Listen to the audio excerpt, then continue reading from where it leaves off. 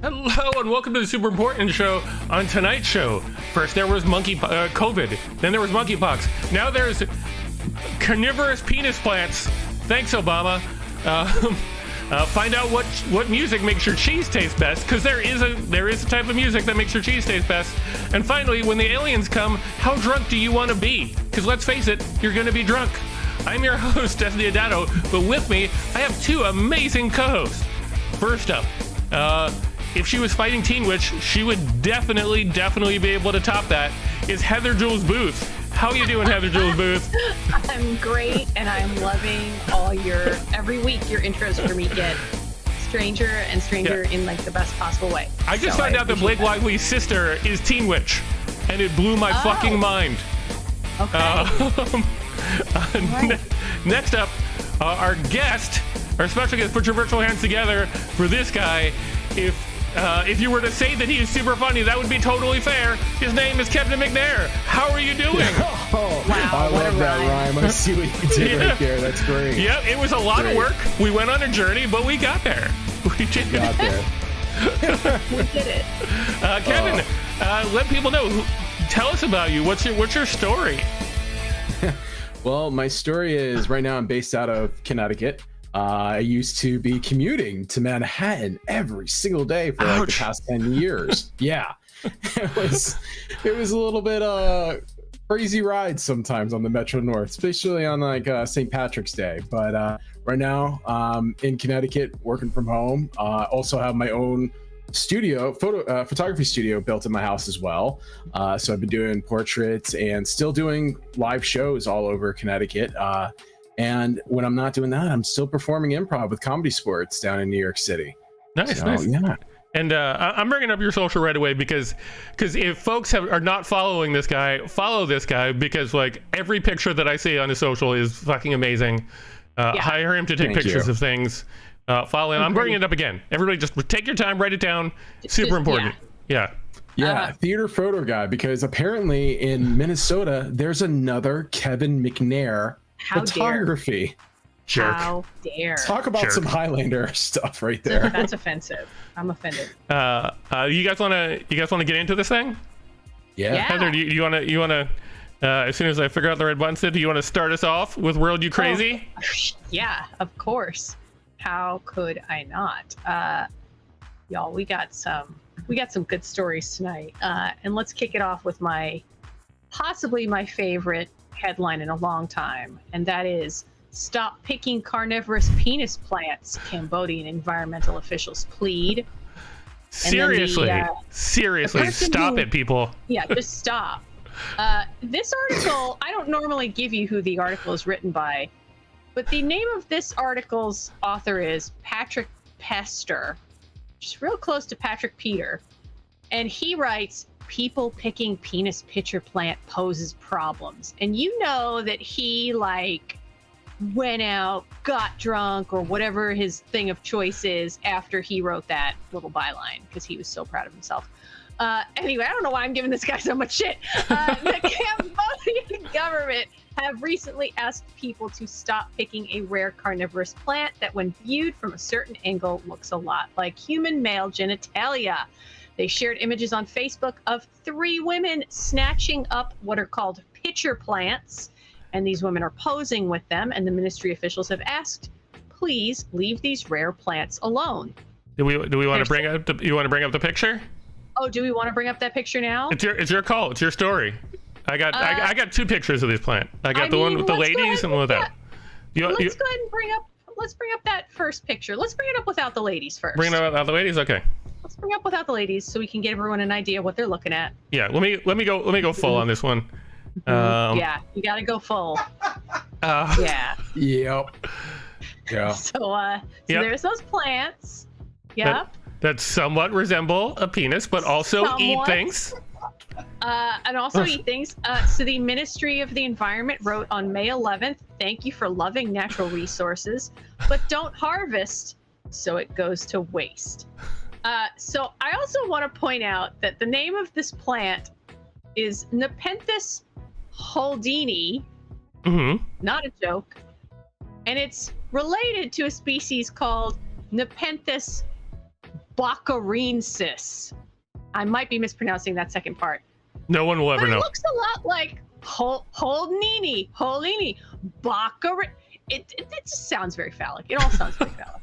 I mean, this whole story is pretty phallic. This whole story is ridiculous. So they only occur in nearby mountain ranges, and it's a very rare species apparently. And that if you pick them, it's going to cause them to like get harmed. And they supplement their diet with live insects. I'm trying to figure out what it is that they do. Yeah, I'm like, what's its for. purpose? Yeah, The story's not telling us really what they do, other than it says they note that they look fun. You can tell the government says if people are interested, feel free, take selfies with the plants, just don't pick them. This plant needs these specific pictures to feed. I still cannot find a reason what they do, so that's going to be a mystery. But here is our photo of some folks posing with these. Why does that one look like the lipstick is ran off her lips a little bit? There was another photo. That I chose not to include, but I almost did. And it, like, Julia, not to call you out, but you're in the chat, and it kind of looked like you wearing big fake glasses, and she's just looking at the camera going, with it, and I was like, come on already. I guess there's must be a ripeness to them, as you can see the colorization. Just go now. A ripeness? Is that the word you use? Yeah, you know what you said. Yeah. I mean, look at it. You can see the colorization. Yeah. Apparently, Julia can neither confirm nor deny. Yeah, she can neither confirm nor deny. Yeah. But Michelle admits to having a kinship with this story. So apparently Michelle's out there taking pictures with a lot of penises. I guess that's what I would take from that. Or plants. Penis plants. Yeah. Peen plants. I mean, can we go back to the original shot of this? Because if you look at it, I mean, there's a popularity contest going on, because you see some of them quite large and standing up, where you see, like, if you look down in the shrubbery, there's wee little ones down there. No one's taking pictures with those ones. Kevin, hold on. Hooks. That's perspective, my friend. That is depending on the angle and how far it is from the camera. Like, don't start shaming those plants in the back. That's not their fault. I would just love to see this photo, but like, that ad campaign now where it's like shot on iPhone, whatever. It's like this should be this photo, like shot on iPhone 13. Michelle wanted to clarify that she feels a connection to anything that is unintentionally phallic, given the Drozdick of her name. Yes. So we got that. Right. Thank you for the clarification. We did not pick up on it. You are comedically better than us. And the thing is, it's not only like, but it eats things. It's carnivorous. It's like a Venus flytrap penis. Well, I mean, it kind of looks like a Venus flytrap. Like that one down in the lower corner over there, like looks. You can imagine getting those two things, the mate, like the flytrap, and like. That's what it does. That's what it does. Like, that's how Little Shop of Horrors starts. Yeah, like exactly. That. There was a video of it that was like impossible for me to pull, but like those little like holes on the sides, I guess, if you will. Like flies will go there and then it'll close and it'll like eat the flies on the side. So like the sides of the penis like eat flies. Like, so it's essentially a Venus flytrap penis is all I'm saying. It's a penis flytrap. Yeah. Penis flytrap. I should go. I should go. None of us said that so far. You're welcome. I mean, I'm looking at it, and maybe this was like the penis the director for Waterworld had in mind. You know how I had those gills behind the ears? It's like, I can breathe underneath. And this penis is like, I can breathe in the mountains with this. I didn't know where you were going, but I kind of like where you went. I didn't either. It's so rare that a Waterworld reference fully makes sense, but it did. Joyce calling out. Yep. Also, yes, this is true. Yeah. Julia did, in fact. So perhaps these two plants are related. Yes. She thinks that the Venus flytrap could look a little bit like a vagina. Mm-hmm. So there we go. Wow. Yeah. A lot. Yep. All right. Do we have anything else on our penis story? Or we? No, but if anyone watching out there can figure out for us what these plants do that they can't be picked, because that story, I'm very disappointed. That story didn't tell me why. Well, it's just that they're endangered. It's just that, like, how often? It's just that there are not many penis plants out there. And do you want to live in a world where there are no carnivorous penis plants? No, obviously not. I mean, how is Trojan not bought up just acres of this land? I mean, it is good promo all around for them. Like, Trojan saves a dick of a plant. Yeah. It's true. All right. We want to move on to our second story. I'm all ears. Kevin, I believe it is your story. Good transition, Heather. Good transition. Yeah. Good transition. Because, for this, you got to have some good listening and you got to have some good tunes. So Switzerland, a school in Switzerland, Bern University of the Arts. I like how it's of the arts, by the way. They were testing to see if these 22-pound wheels of cheese would react differently to different types of music after playing music to it 6 months and a half for 24 hours a day, straight up playing the same music to it to see if it would ferment, taste better. They were playing Led Zeppelin's Stairway to Heaven, for example. They had Mozart, UV by Verl. I don't even know if I'm pronouncing that band right. There's some fan out there like you. Monolith by Yellow, and Jazz, we've got A Tribe Called Quest. Yeah, which this just reeks of a project where somebody was like, I don't know, let's just try playing music to cheese. We ran out of other things. I want my thesis. I'm gonna play music to cheese for a fucking year. Yeah, this is like, to me, one of those things like where we do these stories where I'm like, how do I get this job? Because that just sounds like a cool job. Right, because they don't even agree. I don't think they even went in the room. They just played music nonstop. They played music for 24 hours straight. I tell someone that's what I like. What do you do for a living? I play music for cheese. Yep. So there was a control to it. They had a cheese that they didn't expose anything to, just silence, which, that might be pretty nice to some people. But the researchers found that the music did have an impact on the overall smell and taste and flavor of the cheeses. They had a bunch of food professionals come in there, taste it and everything. And get this, who was the winner out of all this? I was thinking Led Zeppelin, but no, it's actually A Tribe Called Quest. They said it's significantly different from the other samples when it came to both smell and taste. They say they're going to do more investigations into this, but right now, Tribe Called Quest, play it to your cheese. How is this not on every Tribe Called Quest album cover at this point?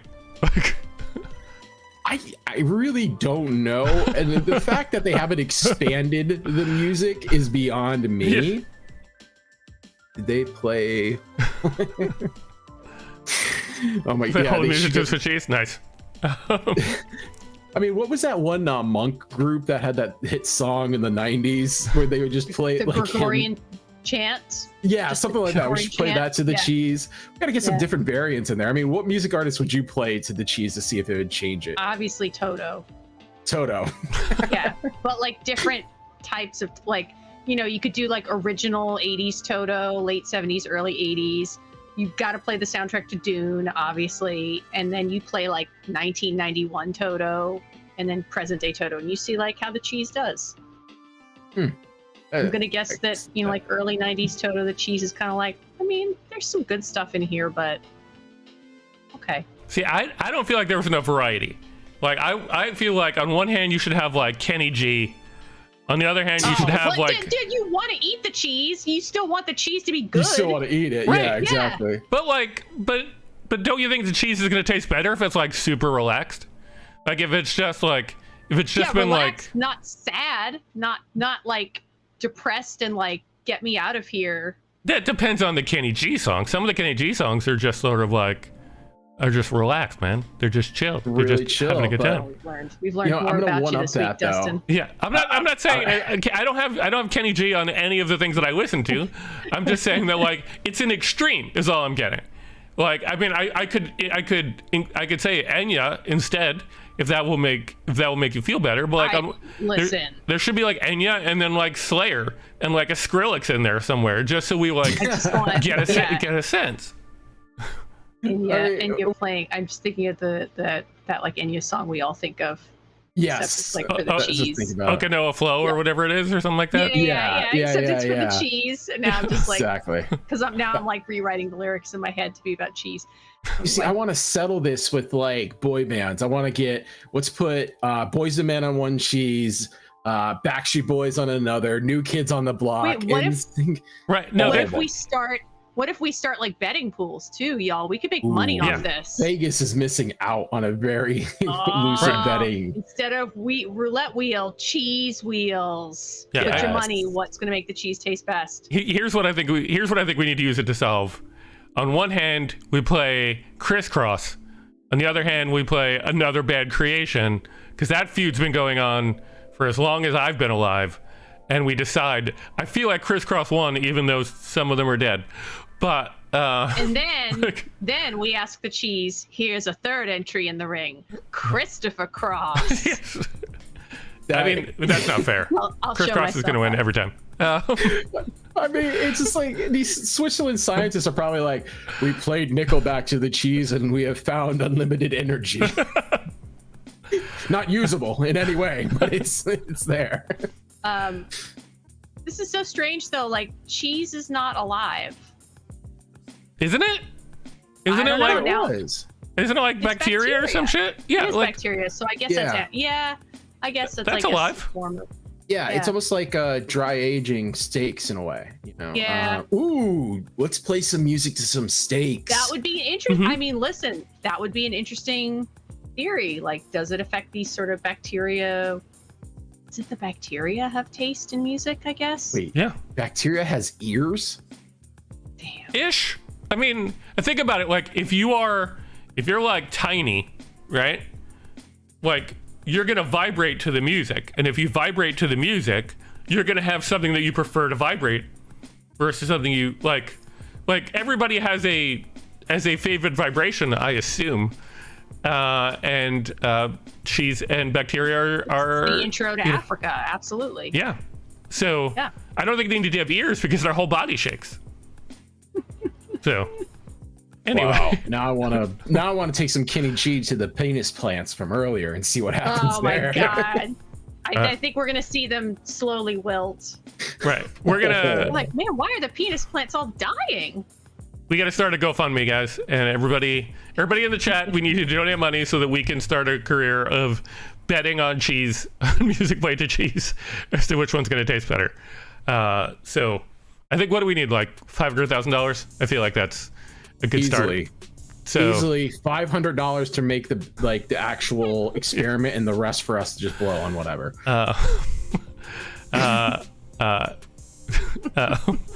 Julia's comment from the chat. Yes, I said that, and it's true.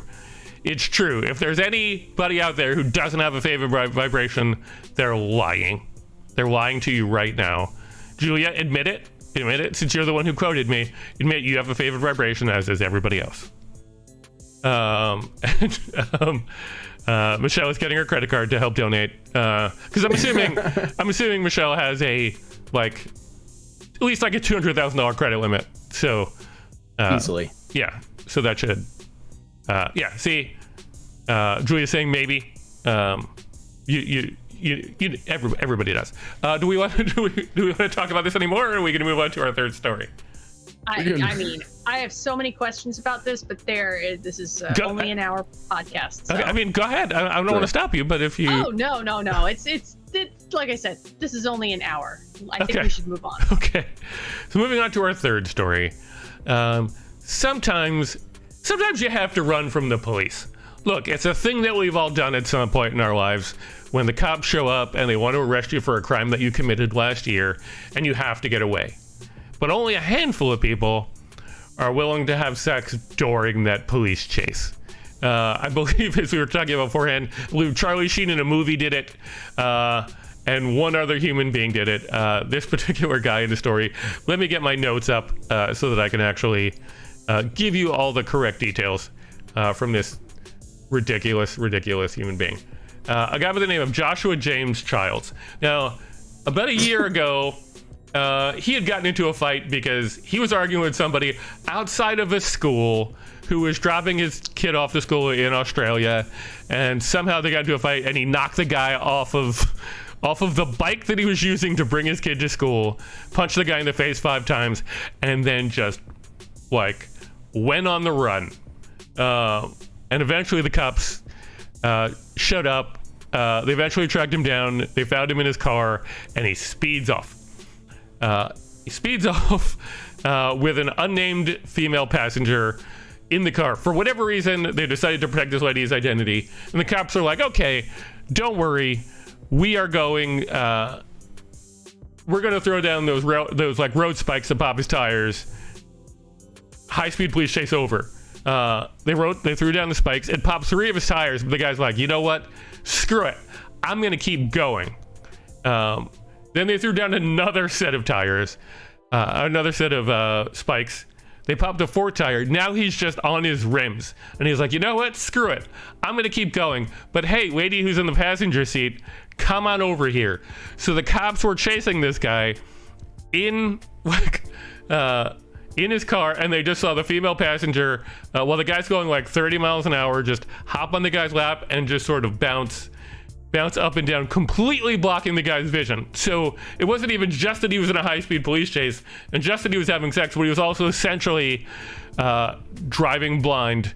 Eventually they did catch him, and for all of this they gave him 9 months between the police chase. They gave him 9 months. Yeah, I bet they did. They gave 9 months of in-home detention, so he didn't even have to do any prison time. So I'm sure he's just there continuing his sex party with this lady. I assume, I don't know, I don't even know if they were like good friends or not. They may have just been like a weird kink or something like that. We don't know what the story here was because they won't tell us. And okay, so my dad asked me last night about what stories we were going to talk about. I mentioned this story, and he's like, well, you have to show a picture. And here's the weird thing. They won't show a picture. I looked at like 10 different websites looking for this fucking guy's picture, and none of them had it.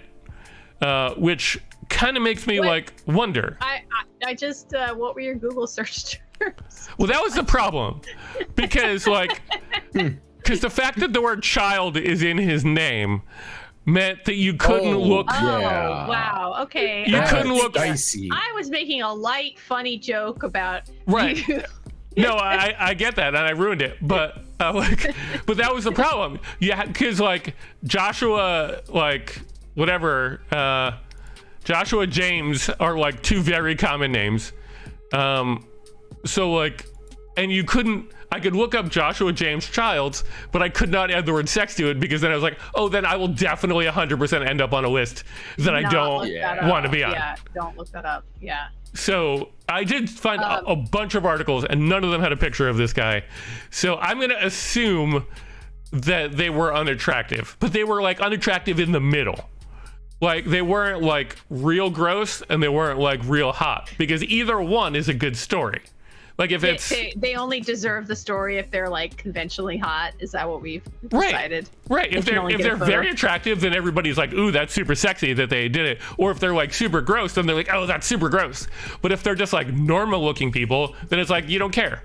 Like so what? People had sex while they were driving 30 miles an hour, which seems very dangerous. Like, I'm gonna pull up some chat comments for you because we have some good. I mean, I'm just saying, if Hollywood deems Charlie Sheen as the peak level to have that type of scene with, then they had to be under the unattractive scale of Charlie Sheen.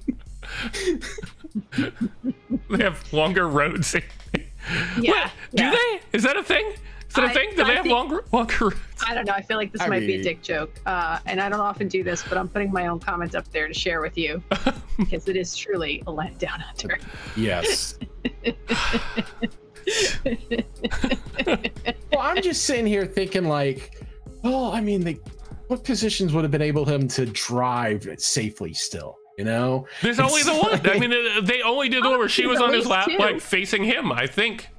Or they not. only did the one, but I'm just saying, what other positions, if they or were they to could have been redo upside down, like they could, yeah, exactly. Yeah, it could have been like yeah. There's a couple. Right, but they didn't reference that. I mean, in theory, I guess ear hole. I mean, it could have been an ear hole. Like, who knows? Hold on. You know what? Like, I should let this go. But I'm not going to. Heather, do you really think somebody could essentially, like, you're essentially suggesting that they did like during a high car chase? Yeah, but earlier you said that they potentially was like a 69 type thing, and it was just like I don't know where your knees go. I feel like if you tried to do that about a high-speed car chase, right? And they decided to try and have sex during it. You're over-logicking this. Right. I'm just saying, next time you're in a car, try it. Next time you're in a car, get upside down and see where your legs go. That's all I'm saying. Everybody in chat, try and figure it out. I get where like the driver's body is, but I'm just saying like where the girl's coming from, I feel like bodies don't bend that way. That's all I'm trying to say. Your knees could bend over the top of the. If there's anybody in chat who has a car who can run out real quick, take a picture of yourself. If you have a moonroof, you can like open up the moonroof. Half the legs can be outside. They did say his got like a vision was low blocked. riding Mazda. You know, it can work. That's fair. I'm pretty sure. Julie. Right.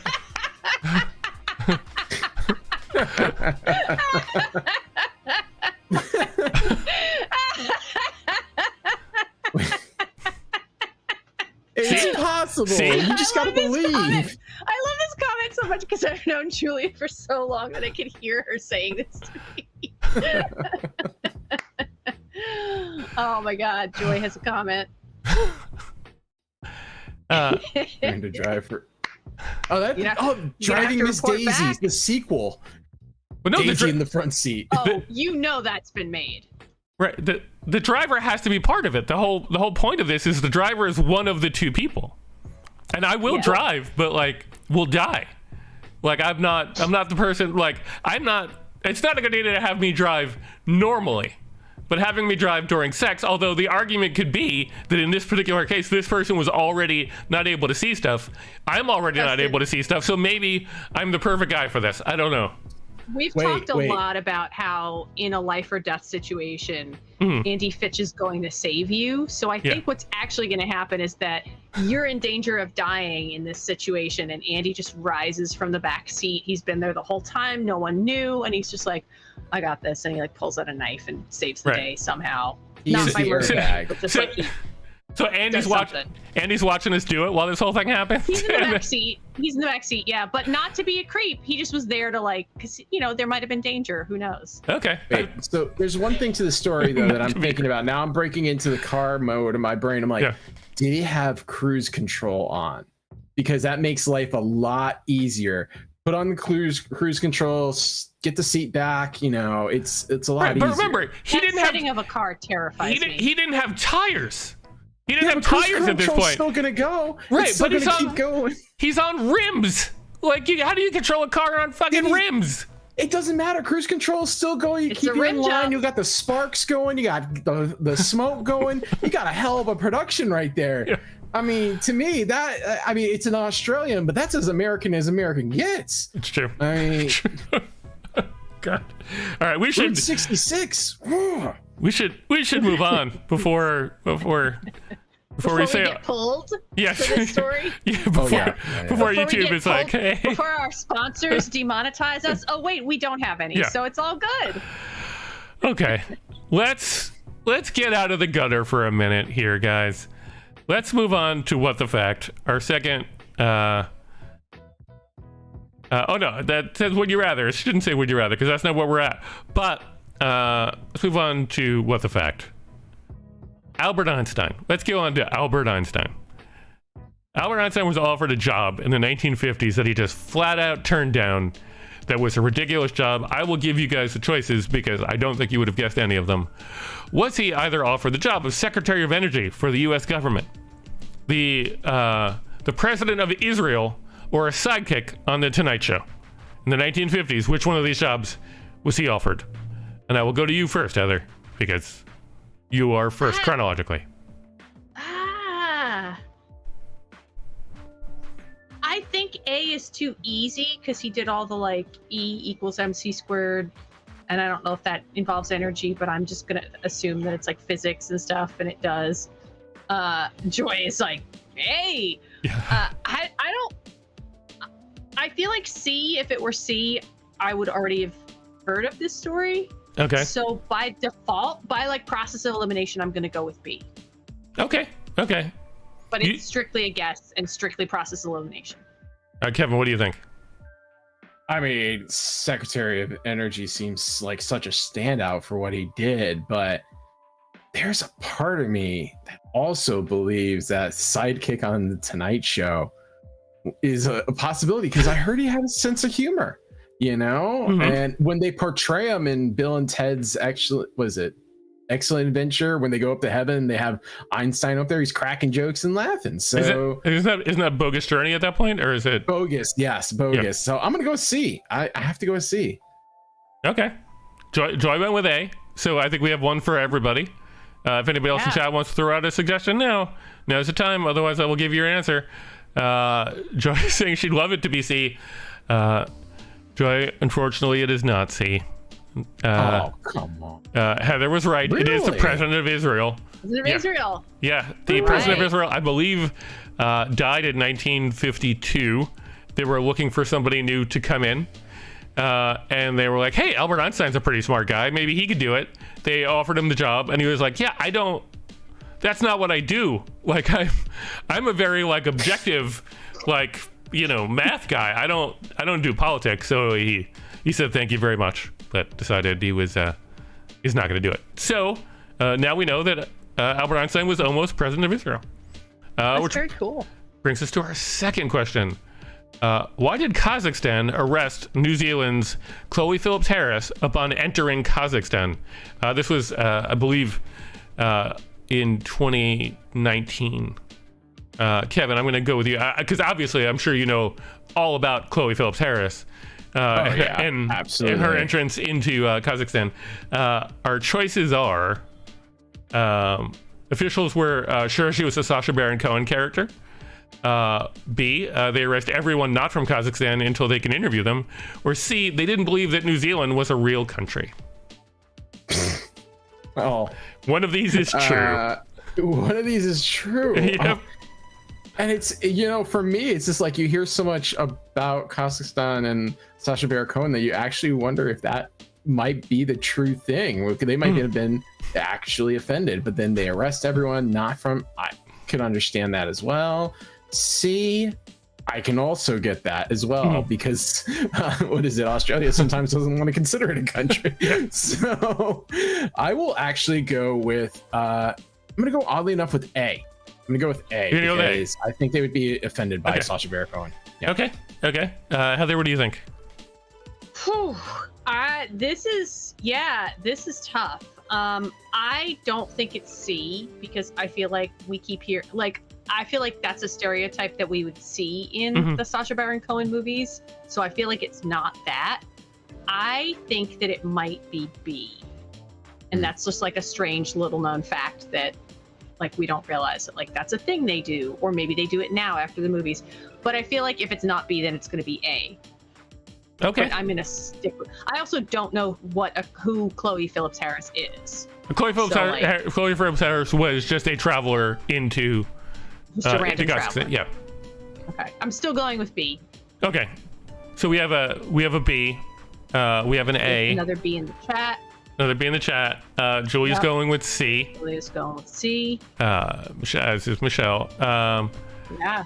The actual answer is in fact C. They did not believe that New Zealand was a real country. Wow. They brought really? Chloe into like the detention room or whatever, and they're like, point to it on the map, and it wasn't on the map that they had in the detention room.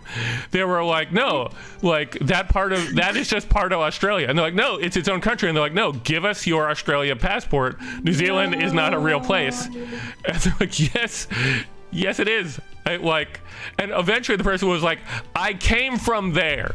That's where my flight left from. It is a real place. And they're like, yes, it is a real place. It's part of Australia. And it was like 2 days worth of detention for this person before eventually they were able to convince the folks at the airport that New Zealand really existed.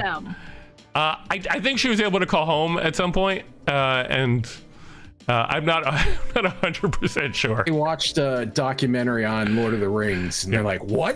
It's real? This is fake. This is propaganda media. Like, I don't think what a wild story. I don't think they fully believe that like that part of the land wasn't there. I just think they believe that they weren't like actually their own country, which to me feels like somebody saying like, you can't be from Canada. All of North America is just the United States. I imagine New Zealand was mighty offended by that. All right, which brings us to our third question. IKEA's 2018 catalog had an ad for a baby crib that did what? Again, reminding you that one of these is true. Did it get one of these right? Yeah. Did it give a discount if you named the baby after the crib, the ridiculous name that the crib had? Was it a pregnancy test where if you peed on it and you're pregnant, you got a discount for that crib? Or was it C, did it translate into the words danger box? Heather, I'll go to you first. That way, like, give Kevin some time. I think it's C. Danger box? I think it's C. Okay. Yeah, this could just be my brain being wishful thinking, but I feel like I may have heard this. Okay. I also feel like just seeing what IKEA names its stuff, like, yeah, I could see them calling it that. All right. And like the translation's a little lost, but really that's what it meant, like, because the baby could get into danger and you're trying to hold it in from the danger. So danger box. Yeah. I'm going with C. Okay. Kevin, what are you thinking? I'm going to go with C as well. Okay. Just simply because I've made IKEA furniture at my place and they have turned into danger boxes. So yeah, that's fair. That's fair. I think we got some C's in the chat as well. So it seems like everybody is going danger box. And guess what, everybody? Everybody's wrong. What? It was a pregnancy test, and if you peed on it, it displayed a discount. And then you brought the peed on part of the catalog into IKEA and got a discount. So that's a thing that happened in this world. So gross. Less than 4 years ago. Somehow we did not all hear about that, but that is a thing. So right now, IKEA could be making pregnancy tests. They serve food there. I mean, food with the sweetest meatballs and all that. This is horrifying. Yep. Horrifying. I appreciate that chat is very not happy about this. Because it's horrifying. Yes. And I'm gonna straight up clarify for you. For a second, I actually thought you meant it was like the piece of, also this is correct, I thought it was the piece of crib, like you broke off a piece of the crib and peed on that, and I was horrified enough. But I'm extra horrified thinking that it is a piece of flimsy catalog paper that you have peed on, and you're now bringing to this is. Could you imagine you're that employee that someone walks up and is like, "Hey, I get my discount now." Yeah, this is even better. Is if they place the employee in a random part of the store, which is confusing enough as it is. You're walking around through all the sections, like, where is this thing? I am so horrified by this, truly. As you should be. Chat, we all are. Like, as this you is should awful. This is awful. This is IKEA, how dare you? Whenever I put these together and I discover things like this, I want to tell Joyce so bad, but I know she's going to be in chat, so there's always that part of me that's like, I need somebody to know, and she's always like, don't tell me. What? Don't tell. What marketing Really? person was like, here's a great idea? Mhm. Because guess what? They're wrong. It's fair. They're It's wrong. fair. Fair. I just wonder though if they only ran that like that type of ad in America. They're just like, the Americans will do it. They'll do it. Run it. I mean, yes, I could see Swedish people being like, yeah, they'll do it. Fools, do it.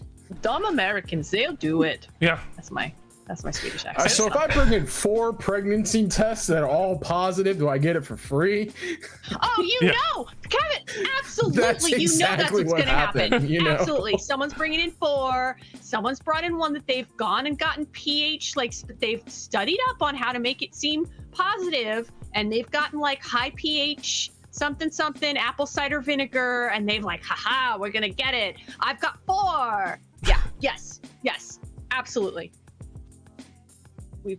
I mean, the numbers also indicate to me that at some point, somebody probably unintentionally peed on it, and then it told them that they were pregnant. Like, because, you know, I'm sure there's like some equivalent of the rule of like, if a thing exists, somebody's going to pee on it. So like, Yeah.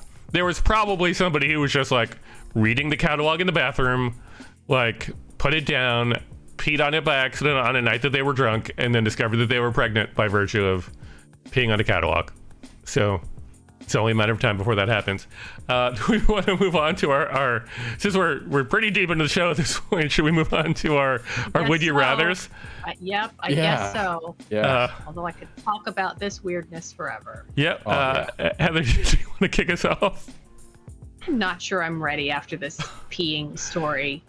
So let's kick it off with this question.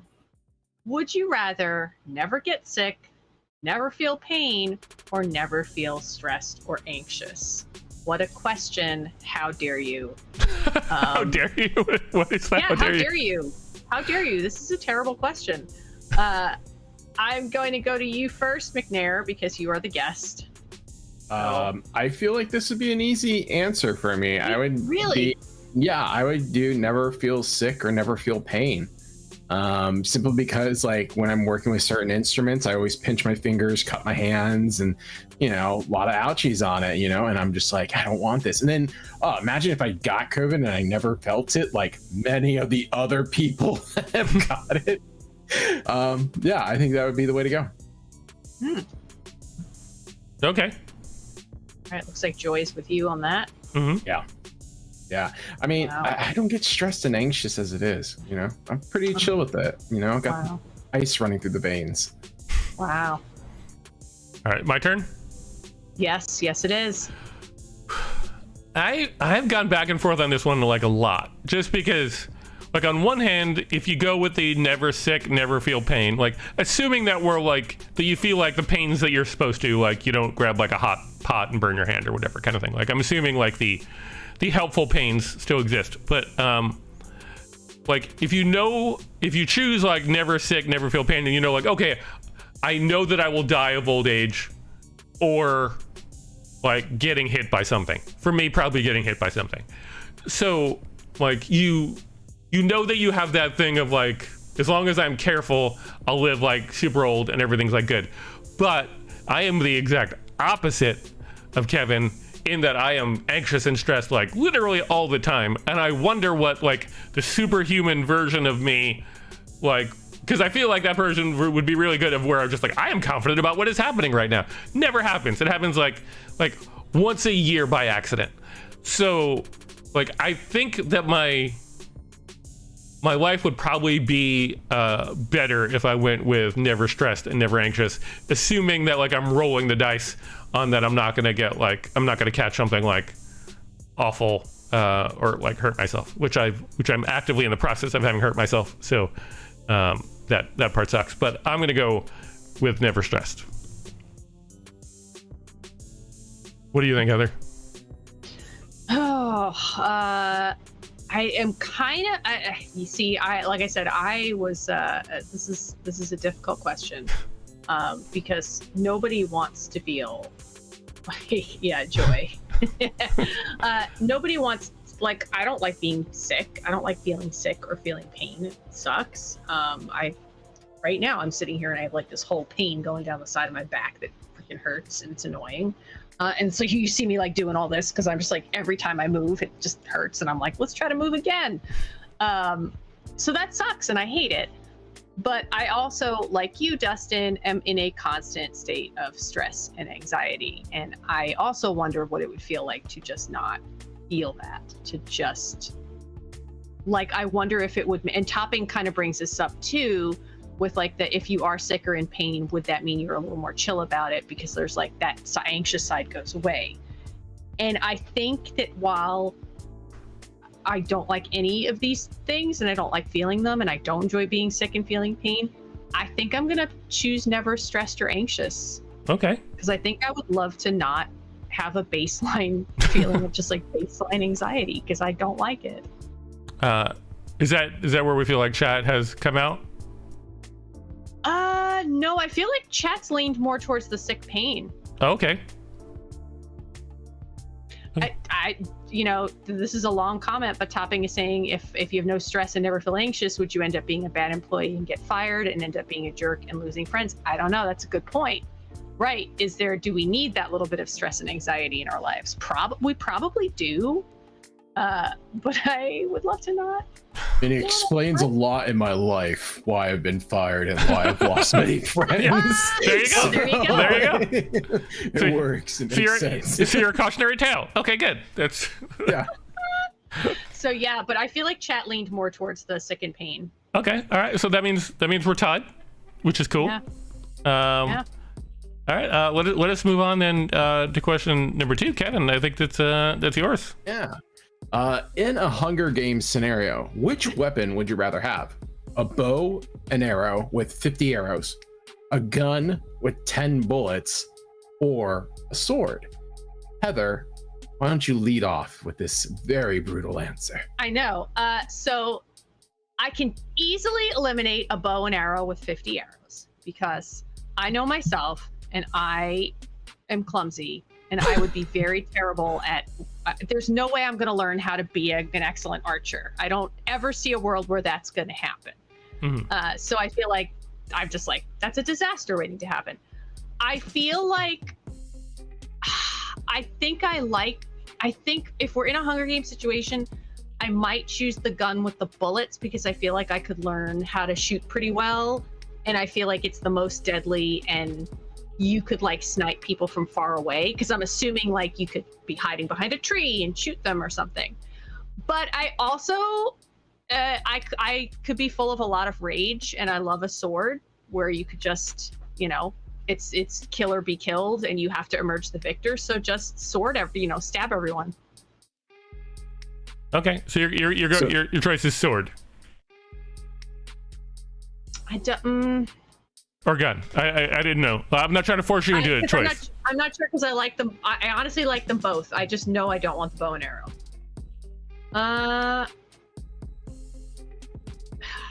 Maybe. All right. Maybe I'll go with sword because I feel like there's more opportunities to stab. There's more things to stab. Oh, Topping. That's a really good point. All right. You sold me, Topping. You've pushed me into the decision. Sword. Okay. Yeah, that's really smart. That's what I needed. There it is. Okay. Yeah. Interesting thought. Interesting. Very interesting. Dustin, how about you? So, this is another one I went back and forth with quite a lot because agree that like bow and arrow, I would suck with a bow and arrow, but you get so many shots at it. Like, so like you know, I think that the reload time would also be like super slow and I would hurt myself. So bow and arrow is a tough one. I think Heather, I think both myself and maybe you are underestimating how hard it is to actually hit somebody with a bullet too. Like, yeah, that's fair. Like TV really makes it seem like it's easy to do, but like I remember like shooting. Yeah, I remember as a kid trying to shoot, like, my grandfather took me out with his rifle and we were shooting like an aluminum can, not like a coffee can, like the bigger, like, you know, like Folgers kind of can. And like, we didn't hit that every time. And that was stationary. And we were like, not that far away from it. So my fear would be that, but like sword, yeah. But like, so I was talking to my dad about it last night because he, again, he asked me what was going on. And his argument was go with the gun because you're more likely to be able to kill somebody and then take their weapon. Oh, so a wrinkle. Right. So if you like, as long as you like are able to like, maybe even if you just land like 2 of the shots and are able to kill the people, then you get more weapons. So the like, if the sword, the person really has to be on top of you, and if they have either of those other weapons, you're screwed. But like once you're out of the 10 bullets, then you basically just have like a rock in your hand. So like a gun is like super useless after those 10 shots. But if you think you can land 2, then you'd get 2 weapons for the price of, you know, of 1, and sort of keep paying it forward. So I guess I'm gonna have to go with bullets, but it'd be nice if I could like train for a little while. Also, I want to point out a good point that Joy brought up, that with the sword, you don't run out of ammo, whereas you can run out of bullets and arrows. That's a really good point. Yeah. Whereas with the sword, like, you don't run out of stab. True. And I feel like I have an advantage. I'll have like a second's worth of advantage because people will, somewhere in the back of their mind, believe that like blind person ninja sword fighting skill thing. And like if I do like the sword thing, there'll be that like moment of being like, oh fuck, let me run away, because maybe that's true. It's not, but like it is true. Like everybody, like stay away from me because I have a sword sometimes. So because I do, I think there's like 2 within reach. Anyway, so I'm gonna go with bullets, even though the sword argument is a compelling one. Wow. Okay. As I'm sitting here listening to your answers, I realize I'm a twisted human being, because this answer to me was so simple for multiple reasons, and it was the bow and arrow with 50 arrows. It's not even a question. Okay, let's break this down.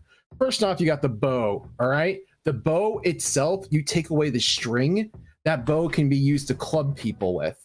And then on top of that, you can take the stream, set it up as trick wire. People step over it, trip it, and then you can set arrows in the ground. You don't have to have the full length of the arrows. Cut them off, put them in the ground. They trip, fall, head into the arrows. Then on top of that, you can take that string as just regular, you know, sneak up behind them. A lot of this is going to be close combat fighting as it is, because when you're shooting with the gun in the Hunger Games, you're looking out for people around you, so you're not going to have the most steadiest shot. On top of that, with a sword, yeah, you're going to hit them, you might kill them, but if you're not strong enough to like pull it out of them or make sure that you actually hit the right artery, I mean, they can break off all those arrows, just have all the arrow spikes in their hands, straight up over in, you're done.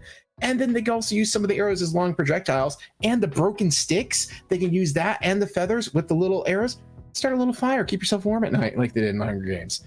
Bow and arrow with the 50 arrows, hands down. Yeah.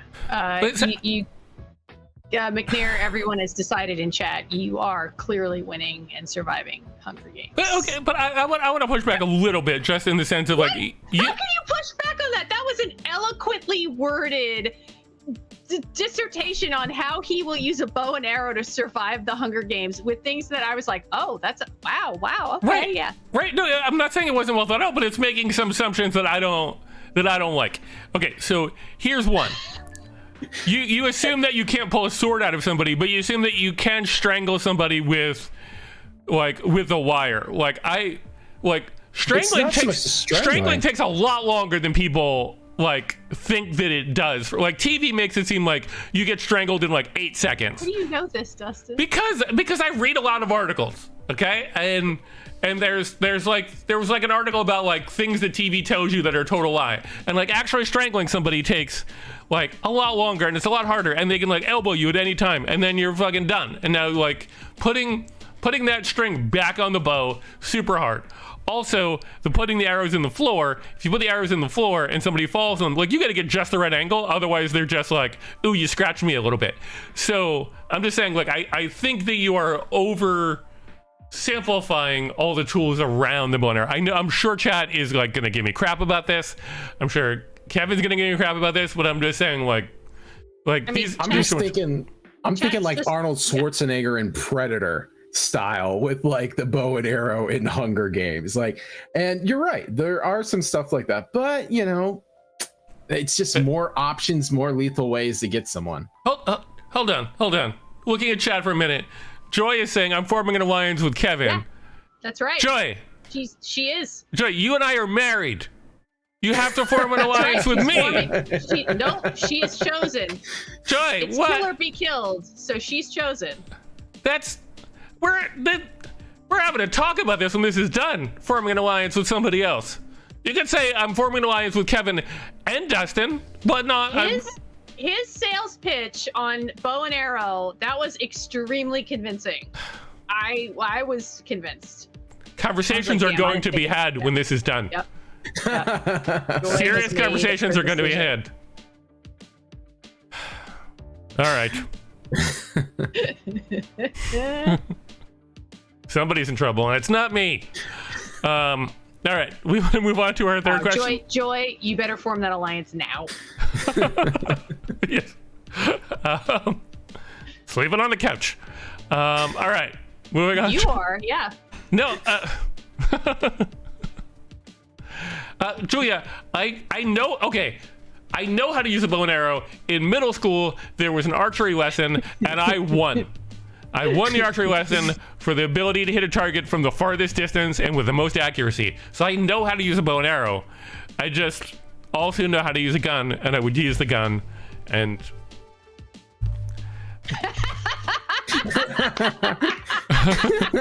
Joy is headed your way, McNair. Headed your way. Why does Chad always turn on me? I don't... yeah, exactly. Right. Listen, right.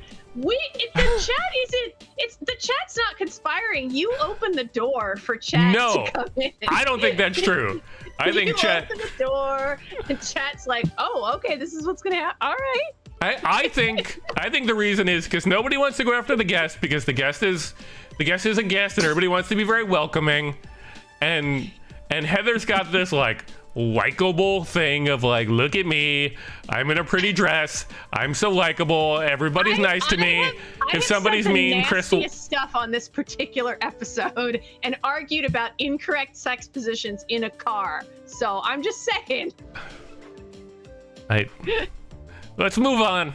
Moving on. Question number 3. The door. I do. All right, question number 3. Aliens have come down. You have the choice. You're gonna meet these aliens one way or another. We don't know if they're friendly. We don't know if they're mean. We don't know what kind of fucking aliens they are. We just know the aliens have come down, and you have been determined to be the first person to meet these aliens. Which would you prefer? Would you prefer to meet the aliens? Would you prefer if the aliens were drunk when you met them, or would you prefer if you were drunk when you met the aliens? Kevin, I'm gonna come to you first. Keep in mind, one of these has to be true. Which would you prefer? I mean, I'm thinking about the college days. I never liked to be the designated driver, so yeah, I'm gonna be drunk when I meet these guys. They're gonna see me at full rage McNair mode. They're gonna regret the fact they came to this planet. They're gonna see me puke colors that they didn't even know existed in their life. Things are gonna get rowdy with them. Oh boy. They thought they had just a simple idea of probing. I'm gonna show them stuff they didn't even believe. So you're gonna potentially get us all killed. Is your plan? Is like, or they're gonna have one hell of a party and take me to their home world, right, and I'm gonna be the leader. One of the two. But do you ever get to the like, fuck you, fight me level of drunk, or is it always just like a friendly like? My buddy, you guys know Aubrey Kybers, and they always say I turn into the Benjamin Button of like drinking. For some reason, when I start drinking at top, I'm like crazy wild, but as I keep on going, I get more sophisticated, more English, and more Downton Abbey for some reason. Okay. All right. So you're going with with be drunk when I meet the aliens. Heather, where are you going? So Topping brought up the one thing that would give me pause about meeting the drunk aliens, which is right. What if they're angry drunks? And they didn't come here with the plan to fight, but because they're drunk, they decide they want to fight. Mm-hmm. But I am gonna hope that if that is the case, it also impairs them the same way it impairs us as humans, thus making them easier to fight because they're angry, but like they're sort of like, right. They're drunk driving their UFO. So like, exactly. So I'm gonna go with them being drunk, because I also would want to like be fully in control of my like facilities, and like I would want to remember this. I wouldn't want to like be, because like I wouldn't want to like forget it, and I wouldn't want to be drunk and be like not able to remember or not able to say or like I say something really stupid to an alien, like, you ever used a bow and arrow or something, and like next thing the aliens are angry. I would rather be fully in control of my own faculties, and and like maybe drunk aliens are just super fun. Like I already assume that they're gonna, it's funny because I assume aliens are gonna come here and not be, it's probably because I like Star Trek, so I'm assuming like they're gonna come here and be like, what's up, cool, we want to find out about you. So I'm just like, all right, they could be drunk. Right, you would assume if they're gonna come here and be like bad, then like by the time we discover that they're there, we're like vaporized anyway. So like if they're landing, they're not landing to be like dicks, they're landing to be like, hey, what's up? Yeah. Okay. For me, you are, Julia, by the way, from the few times. Yeah, you are super cool. I think the aliens would like it. Yeah, they'd be into it. I'm gonna go, like, Topping makes an excellent point about what if they're mad drunks. I'm gonna assume that they are chill drunks, and I'm gonna go with I prefer to meet the aliens when they're drunk, because I feel like you'd get the opportunity to like get the real shit, because I feel like that first meeting, everybody's very formal, everybody's very like, oh, this is the first communication between these two, but like just being able to like see the aliens and them being like, hey guys, you're never gonna guess like what our planet's really like just like a super drunk, like spilling all the secrets, like just having like a good time hearing ridiculous music that aliens play or whatever like that. For some reason I was thinking Chumbawamba because I assume the aliens love Chumbawamba. So I'm gonna go with have the aliens be drunk. Okay. I think that makes sense because both of you being anxious and stressful people, you want to be in control of the situation. Yes. Or me, on the other hand, I'm like, yo, fuck it, let's rage this shit right now. I mean, I could certainly see that it would be fun to be drunk and like, holy shit, a bunch of aliens. But you nailed it, Kevin. You are nailing it at its heart, which is, I don't want to be, because then I don't want to go home and think about like, oh my god, what did I say to the alien? Was I like, hey alien, what up? And now the aliens hate us, or no. Well, that brings us to the end of our show. So Kevin, tell people where they can find out more about what's going on with you. You guys can all follow me on Instagram at Theater Photo Guy RE and at Comedy Sports NYC, on Facebook and Instagram at CSZ NYC. We perform shows on the weekends. We got one almost every other weekend going on, or every weekend. So just check us out and see what's when we have anything on. Cool. Heather, what you got coming up? What do you want to tell people about? Well, we're off next week because of Memorial Day, so I'm going to promo what's coming up on Saturday, June 4th, which is a couple days after my birthday. So it is not at all in honor of my birthday, but I'm going to use it as a reason to celebrate.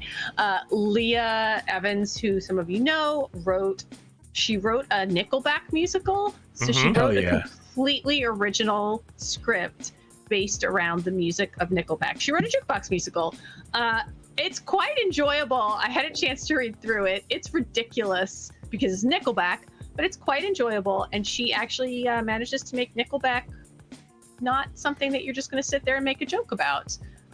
So we're doing a live reading of it at Young Ethel's Saturday, June 4th. I want to say it's at 8 p.m. It's called Dime Forward. It literally, if you just type it into Facebook, like Leah Evans Dime Forward, you're going to find info about it. And I'm excited because I'm playing a role where, let's just say, I get to live my rock belt dreams. Awesome. Nice. I'm going to bring a block of cheese there to it to see how We'll see what it thinks. Yeah, we'll see what it thinks. And we'll try it like Act 1 versus Act 2 and see how the cheese is like, Yeah. Now we know to bring cheese. Now we know to bring cheese everywhere to see how it changes the taste. Also that, yes. Cool. Well, for me, let's see. Did I actually? Yeah. On Wednesday, you can check me out at the Tank. The group I direct, Public Service, is performing along with our sister team, Team Myers, at 7 o'clock. At the Tank on Wednesday, and then on Thursday we have the return of How Should I Know. I still don't have all the guests lined up exactly for that, so we'll figure that out. But you should definitely come check that out. And I think that about does it for our show, guys. So as soon as I figure out how to turn all the graphics off, so that we can actually end this thing, we'll be all set.